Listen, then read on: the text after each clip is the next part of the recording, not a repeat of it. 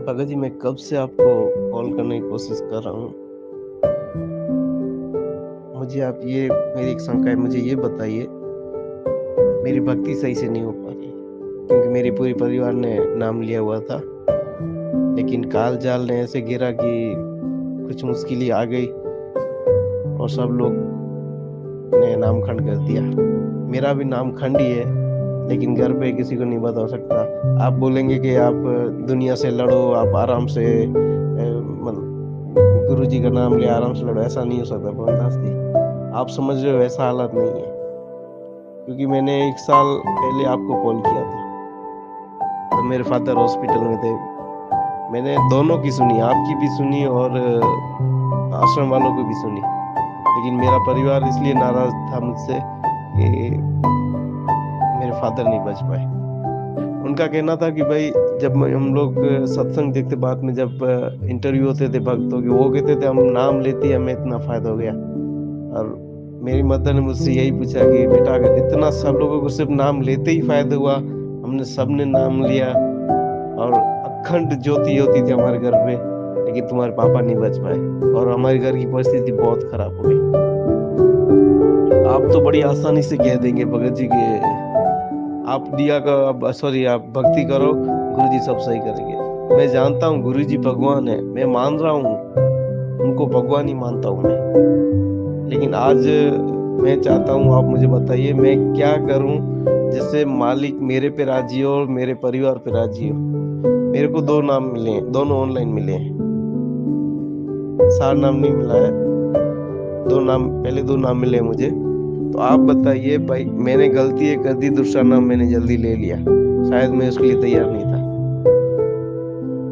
अगर आप फोन पे बात कर सके तो मेरी बहुत मुश्किलें कम होंगी। सच्चाई भगत जी, आप कह रहे हैं ना कि भाई आप जिन लोगों की स्थिति बहुत अच्छी है उनके लिए कहना आसान है। मेरी स्थिति पे यदि आप जी आकलन करोगे ना तो भगत जी पैरों के तले से जमीन खिसक जाएगी।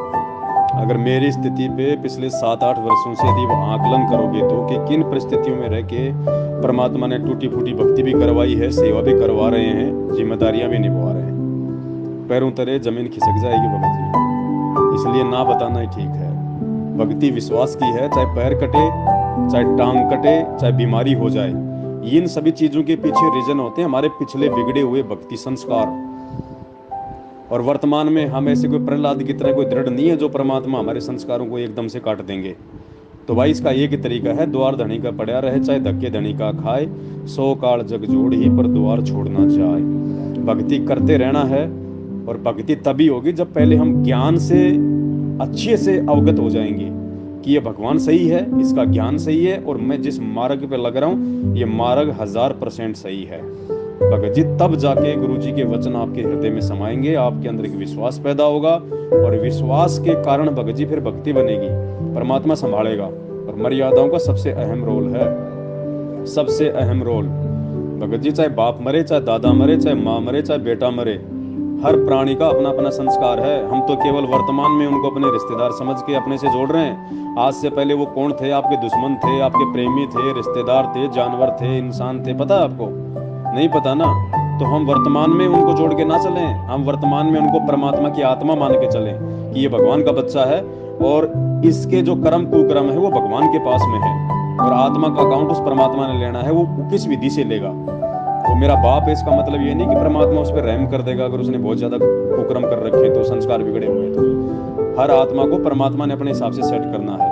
तो यदि ज्ञान से हम इन चीजों को, इन रिश्तेदारों को अपने आप से हटा के भक्ति मार्ग पे चलेंगे तो भगत जी हम भक्ति मार्ग में ज्ञान को आधार बना के आगे बढ़ पाएंगे।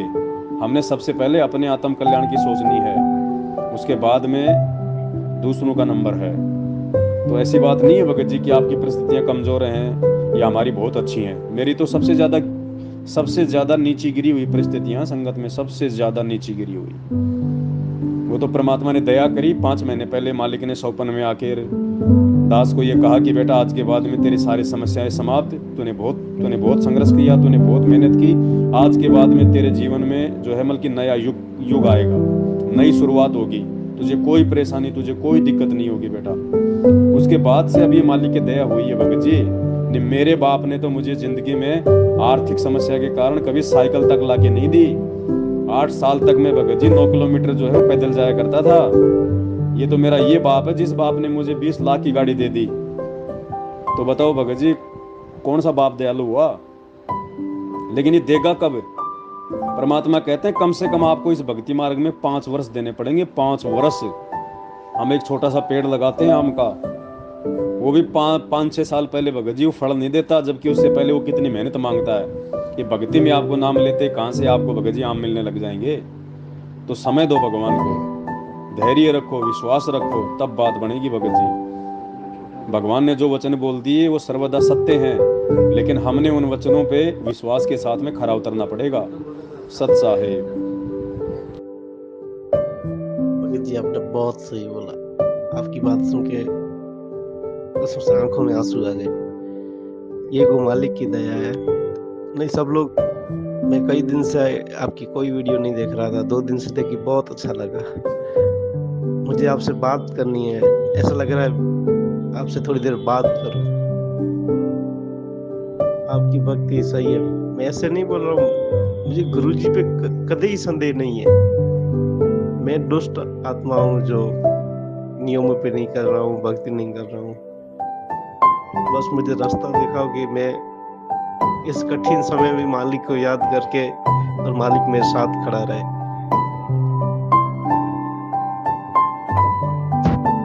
मुझे सब, आप मानोगे नहीं, ये वो मालिक की दया है। मैं सोचा था 1 साल पहले मैंने जब आपसे बात की थी तब आपके पास कुछ नहीं था।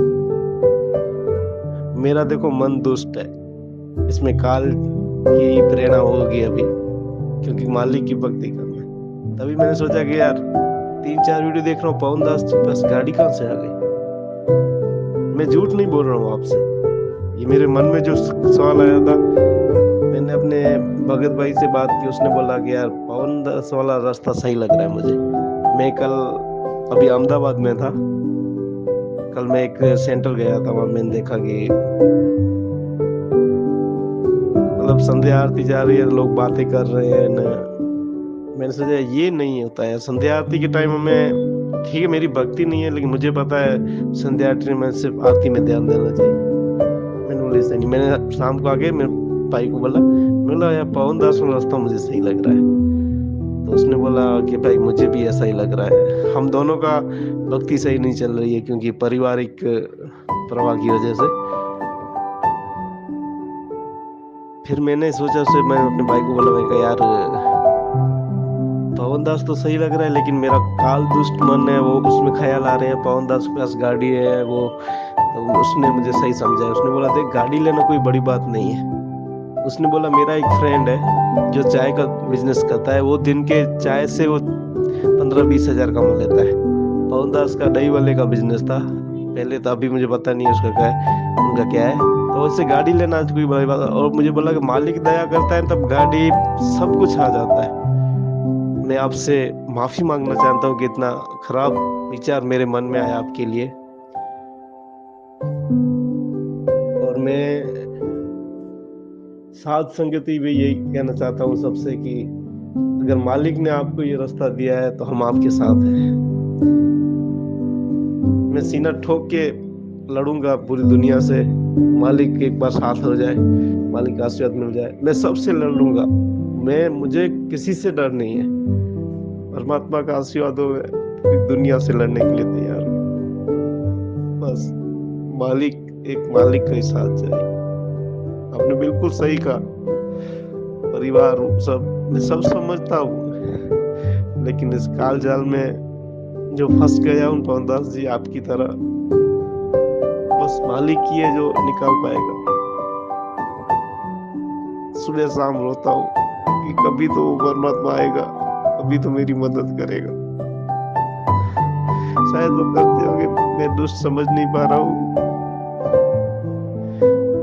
लेकिन एक दिन ऐसा आएगा, मैं जानता हूँ। मैं हमेशा मालिक से अरदास करता हूँ कि मालिक दया करना तुझदास पे।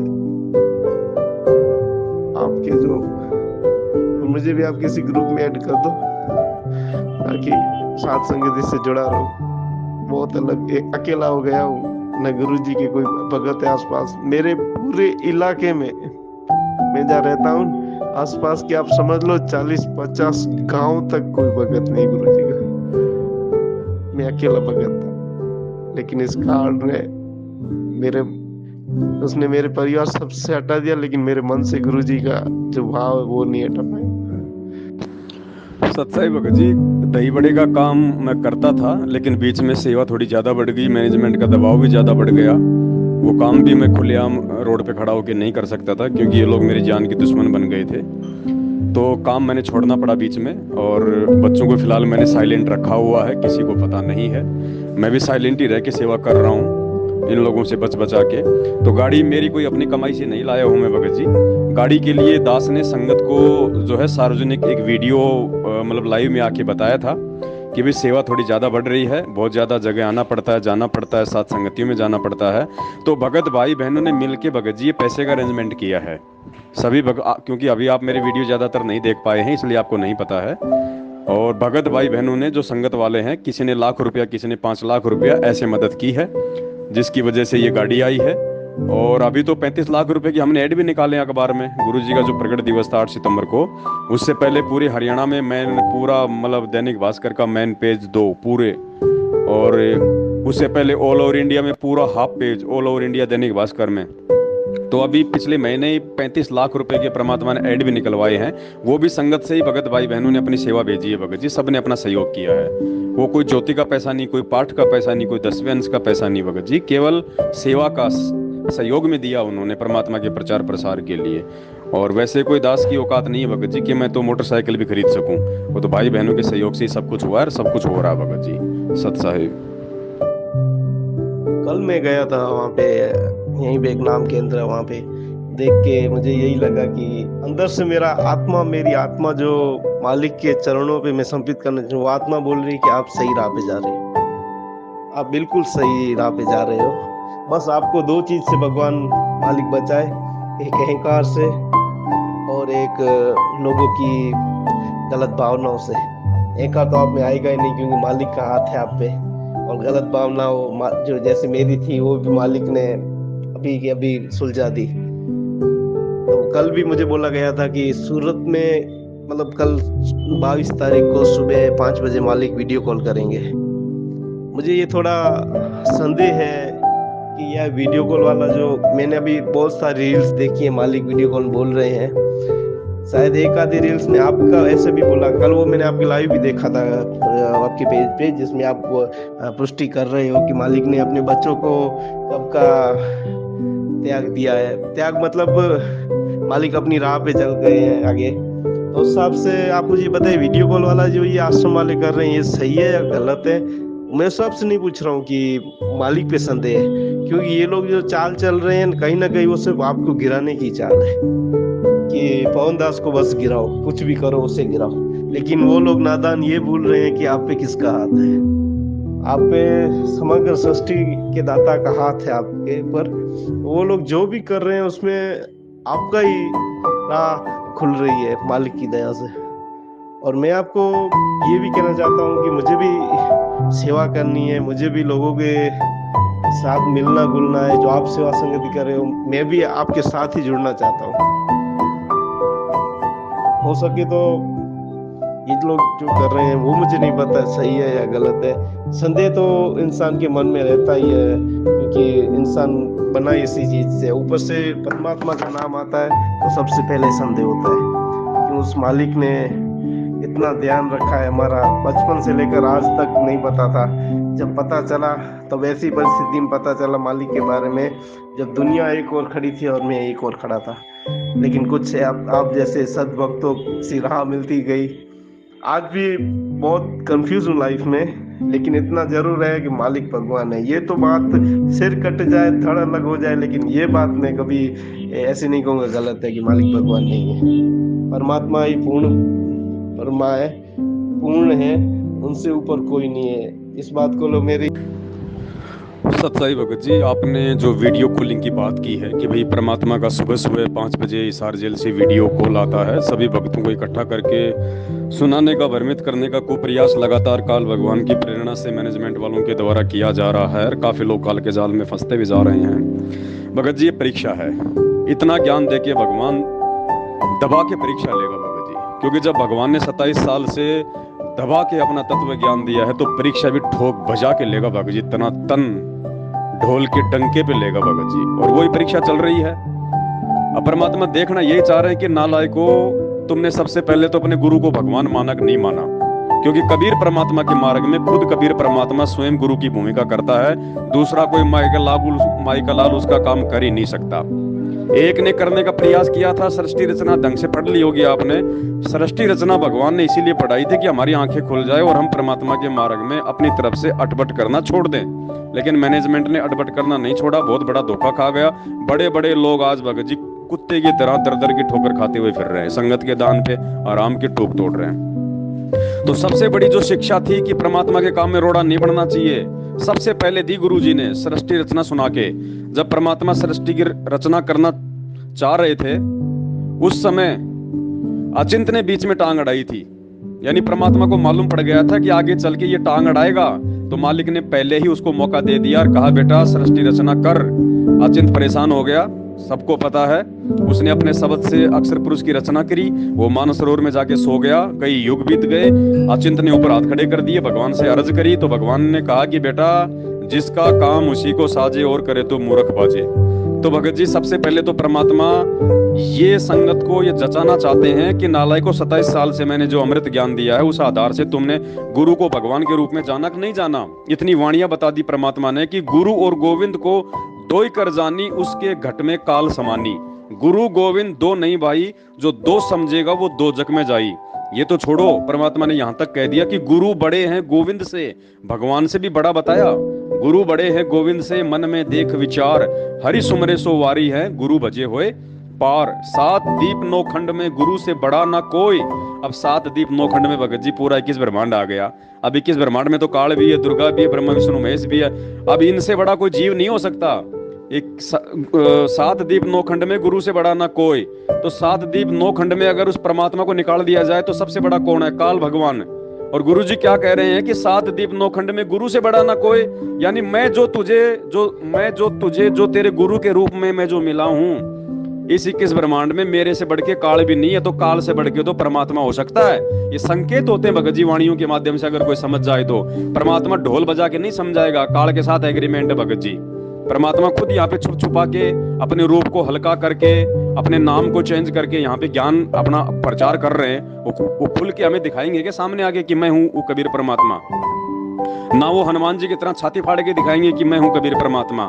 फिर ये 27 साल से छाती फाड़ फाड़ के ज्ञान क्यों दिया है? इसी चीज को समझाने के लिए कि जो मेरा होगा वो मुझे पहचान लेगा, जो काल का होगा वो भक्ति भी करेगा और वो धक्के भी खाता रहेगा। तो 27 साल से सबसे पहले तो भगवान ने ये समझाना चाहा कि तुमने गुरु को भगवान माना कि नहीं माना। और अगर गुरु को भगवान मान लिया तो नालायक को फिर भगवान को तुमने शब्द में माना है या तुमने उसको शरीर में माना है? भगवान को तुमने अपने से दूर माना है या अपने से पास माना है? अरे इतनी वाणियां कही। परमेश्वर कहते हैं तेरा साईं तुझ में जो फूलों में बांस, कस्तूरी का हिरण जो फिर ढूंढत घास। के नालायक तेरे पास में, तेरे घट में, तेरे घर में भगवान बैठा है। रोज संध्या आरती करते हैं लेकिन विचार नहीं करते। घट ही में गंगा, घट ही में यमुना, घट ही में है जगदीश। ये जगदीश कौन है भगत जी? विष्णु भगवान थोड़ी है जगदीश। जगत प्लस ईश, जो पूरे संसार का जो भगवान है, जो पालक है, जो पिता है, उसको कहते हैं जगदीश। मंगलाचरण में हमें परमात्मा एक वाणी पढ़ाते हैं, जगदम्बा जगदीशम मंगल रूप मुरारी, तन मन अर्पुशीसम भक्ति मुक्ति भंडारी। परमात्मा ने जगदम्बा और जगदीश का वहां पे सरलार्थ किया हुआ यथार्थ भक्ति बोध में। जगत प्लस अम्मा, जगदम्बा यानी जो पूरे संसार की जो माँ है, तो पूरे संसार की माँ ये सतगुरु है।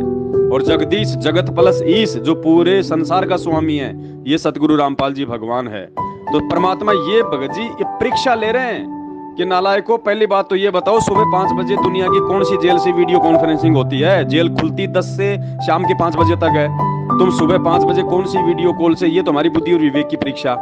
दूसरा परमात्मा फिर ये देखना चाह रहे हैं कि नालायकों, अगर इस मोबाइल में अगर तुम भगवान को देख रहे हो कि वीडियो कॉल हो जाएगी तो भगवान के दर्शन हो जाएंगे, तो गधो फिर मेरे जो सत्संग है वो मैंने कोई जानवर का मुंह लगा के कर रखे हैं क्या? उस सत्संगों में भी तो मैं ही कर रहा हूँ सत्संग, तो वो वीडियो क्या फिर वो कौन है? फिर अगर तुम एक मोबाइल से अगर बात करवा के अगर दिखाया जा रहा है कि ये गुरुजी है, तो तू अपने घर पे जो वीडियो में सत्संग सुनता फिर वो कौन है? तूने अपने घर की दीवारों पे जो फोटो लगा रही है वो क्या फिर आसाराम की फोटो है क्या? तू अपने घर पे जो 3 टाइम की आरती जोत जलाता है, सत्संग सुनता है, मंत्र करता है, क्या तू दीवारों के सामने दंडोत करता है जब तुझे ये विश्वास नहीं कि मेरा भगवान मेरे घर पे है? तो ये परीक्षा होती है भगत जी। इन परीक्षाओं में कोई बिरले पास होंगे। गुरुपद सेवय बिरला कोई, जहां पे कृपा साहिब की हुई। भगत जी मार खा रहे लोग। 650 साल पहले जैसे विकेट गिरे थे ना 64 लाख के, आज भी धड़ाधड़ गिरने लग रहे हैं। लेकिन ये ठीक है, ये पिछली पीढ़ी है, परमात्मा ने शिक्षा और दीक्षा ठोक बजा के इसलिए दी है कि जो मेरे होंगे वो बच जाएंगे, क्योंकि ये छलना लग रहा भगत जी। छलना होता है ना, छलने में ऊपर से वो डाला जाता है अनाज, ठीक है, जो गंदगी होती है वो तो नीचे छन के आ जाती है, और जो अनाज होता है वो भगत जी छलने में रह जाता है। तो ये छलनी चल रही है 2014 बरवाला कांड के बाद से। जो परमात्मा के हीरे मोती लाल होंगे वो बच जाएंगे, और बाकी भगत जी रह जाएंगे, वो चले जाएंगे वो परमात्मा से दूर। क्योंकि हमने सतलोक जाना भगत जी। सतलोक जाने के लिए परमात्मा को चाहिए क्रीम भगत। जैसे क्या कहते हैं गुरुजी, जैसे हम आप और हम भाई, हम लोग आटा खाते हैं। आटा हम लोग किसका बनाते हैं? गेहूं का। गेहूं को हम कहां से पिसवाते हैं? चक्की से। चक्की पे भगत जी कौन सा गेहूं जाता है? हम डायरेक्ट खेत से, हमने कोई थ्रेसर से हमने गेहूं निकलवाया, क्या डायरेक्ट हम उसको चक्की पे ले जाएंगे? नहीं। क्यों? पहले हम उसकी वो करेंगे क्या? छटनी। उसके ऊपर का जो भूसा होता है हम उसको उतारेंगे, उसका जो छिलका होता है हम उसको उतारेंगे। जिस गेहूं का छिलका नहीं उतरता है वो चक्की पे नहीं जाता वो पिसने के लिए। तो भगत जी जो भगत अपने गुरु को भगवान नहीं मानने का और विश्वास के साथ अपने घर पे बैठ के भक्ति नहीं करेगा गुरु जी की गैर हाजिरी में, तब तक भगत जी वो भगत सतलोक नहीं जा सकता। तो ये छटनी हो रही है भगत जी, छटनी हो रही है भगत जी ये। अब भगवान भी क्या करे भगत जी। अब भगवान ने ये सत्संग इसलिए तो सुना है कि मेरा और काल का एग्रीमेंट है भाई, मेरी भी कोई मजबूरी है, समझो उन चीजों को। यहां तक कह दिया परमात्मा ने गरीबदास जी महाराज जी के माध्यम से कि अनंत कोटि बाजी जहां और हम रचे सकल ब्रह्मांड, गरीबदास मैं क्या करूं जब यो काल करे जीव खंड। कि ये काल मेरे भक्तों को भ्रमित कर देता है, वहां पे मैं भी असमर्थ हो जाता हूं, समर्थ होने के बावजूद भी, क्योंकि मेरा एग्रीमेंट है उसके साथ में, मैं अपना वचन नहीं तोड़ सकता। साध वचन पलटे नहीं जाए, पलट जाए ब्रह्मांड। तो ये समर्थ परमात्मा भी अपनी असमर्थता जाहिर कर देता है। और भगत जी अब इतना मतलब बेवकूफी दिखाई लोगों ने। वही बात है, परमात्मा अपनी एक वाणी में बोलते हैं भगत जी, परमेश्वर कहते हैं कि दिल का मरहम कोई ना मिलिया, जो मिलिया सो गर्जी, कहे कबीर ये अंबर फट गया, कहां तक सीमे बेचारा दर्जी। तो ये संगत इतनी ज्यादा बिगड़ चुकी है, इतनी ज्यादा भ्रमित हो चुकी है, इतनी ज्यादा काल प्रेरित होती है कि भगवान भी कहां कहां थेगड़े लगाए, कहां कहां टाके लगाए। तो ये तो भगत जी खुद ने समझना पड़ेगा, खुद ने विचार करना पड़ेगा। और विचार करने के लिए भगवान ने जो आधार दिया है वो है उनके सत्संग, उनके विचार। और परमात्मा भगत जी कोई किसी का सगा नहीं है, सगा नहीं है परमात्मा। या हम परमात्मा की कोई मतलब बुआ के लड़के नहीं है जो जबरदस्ती हमारी कॉलर पकड़ के सतलोक लेके जाएगा। या परमात्मा को ऐसी कोई आवश्यकता है कि वहां पे मेरी फैक्ट्री में लेबर ने काम करना बंद कर दिया, तुम नहीं जाओगे तो मेरा जो है प्रोडक्शन कहां से चालू होगा। इसलिए परमात्मा कहते हैं शीश उपाड़े और भूमि धरे और ऊपर रखे पाव, कबीर का घर शिखर में तेरी गरज पड़े तो आओ। भगत जी जरूरत हमें है, भगवान को नहीं है। तो विचार आज हमने करना पड़ेगा, सोच। अगर हम इस भ्रमणा से भी बाहर नहीं निकल पाएंगे मैनेजमेंट और सतसेवक वाली से कि कौन सही है और कौन गलत है, वो परमात्मा किसको निमित्त बना के अपनी भक्ति विधि को ठीक ठाक तरीके से चला रहा है, तब तक भगत जी हम क्या निर्णय करेंगे। जब हम एक भगत को नहीं पहचान पा रहे तो सोचिए हम भगवान को कहां से पहचान लेंगे, बताइए। तो भगत जी विचार हमने खुद करना पड़ेगा। जो विचार नहीं करेगा वो जाएगा, वो परमात्मा का नहीं है। परमात्मा जबरदस्ती किसी के नीचे हाथ नहीं देगा, चाहे कोई कितना प्यारा हो, कितना अच्छा हो, कितना धनवान हो, कितना कमजोर हो। ये परमात्मा है, ये संभावी है, ये समदृष्टि है भगत जी। सत साहिब जय हो बंदी छोड़ के।